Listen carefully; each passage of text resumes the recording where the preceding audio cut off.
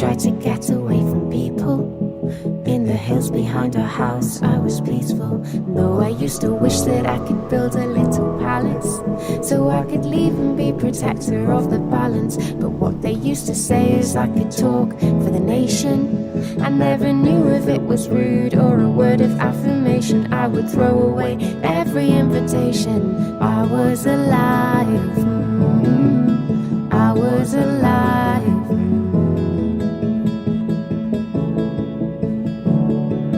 I became one with the mountain, and I was free.